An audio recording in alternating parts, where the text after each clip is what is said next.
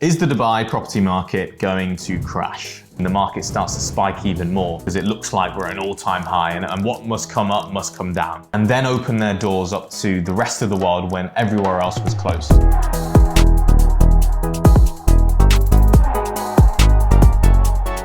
So today I'm going to go through the prices of the Dubai property market over the last 20 plus years, but at the same time take a look at what the future of the Dubai property market could look like in line with the actual numbers of the population and the supply estimations in the next few years.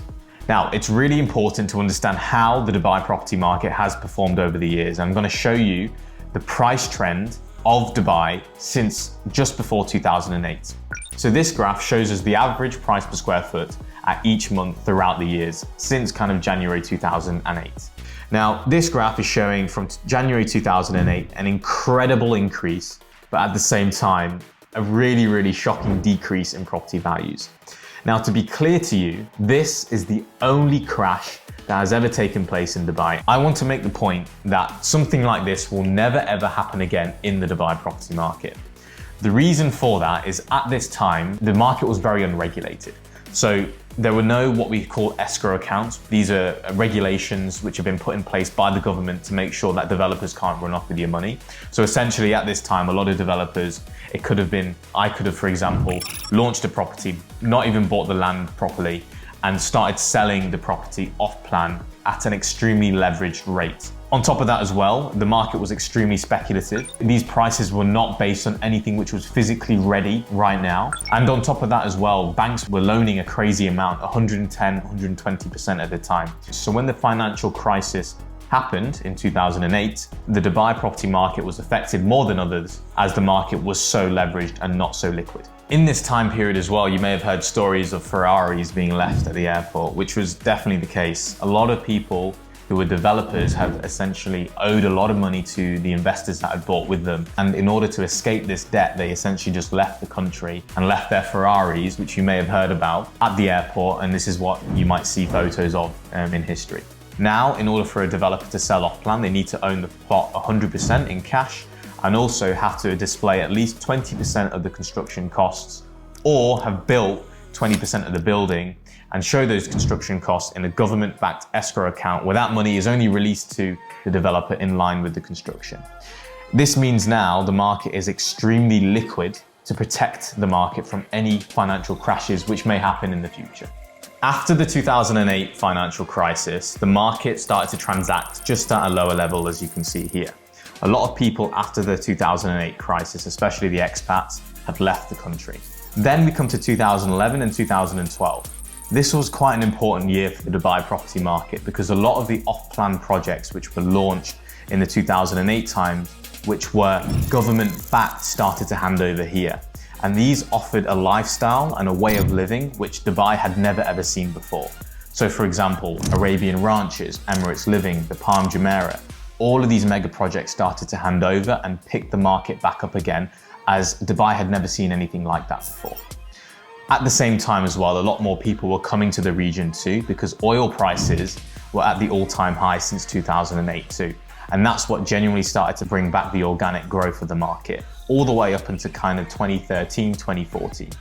You'll notice from 2013, 2014, the market starts to spike even more. Expo 2020 was announced at this time. Still to this day, it's probably one of the largest global marketing campaigns which brought a lot of eyes to Dubai.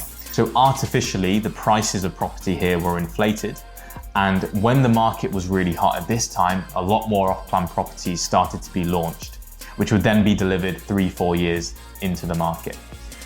From the announcement of Expo 2020, the market starts to recorrect a little bit and then transact at a really good point where the prices of what sellers are asking are pretty much identical to what the people are willing to buy.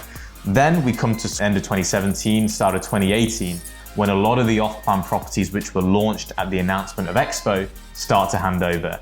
And this is something that people do not talk about enough.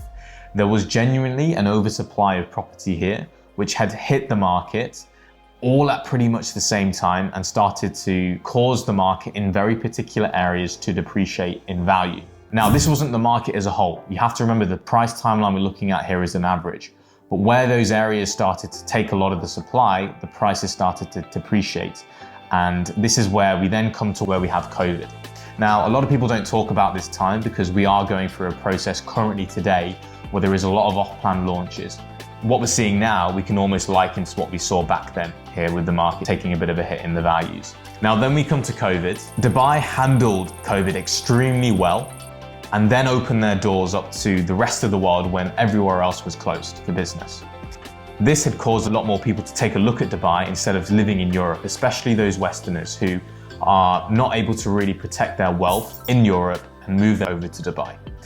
Dubai post-COVID compared to pre-COVID are extremely different places where the Dubai market now and the Dubai lifestyle and the way of living is so much better and so much more open than what we see in Europe. This is what caused a mass shift of these Europeans to come to Dubai to protect their wealth and enjoy a better lifestyle. And this is what we see now. And this is why the market has performed so well over the last 4 to 5 years. If you then take a look at this graph, it can seem a bit daunting because it looks like we're at an all-time high and what must come up must come down. However, I think it's important to take into account that we've not looked at how inflation affects this.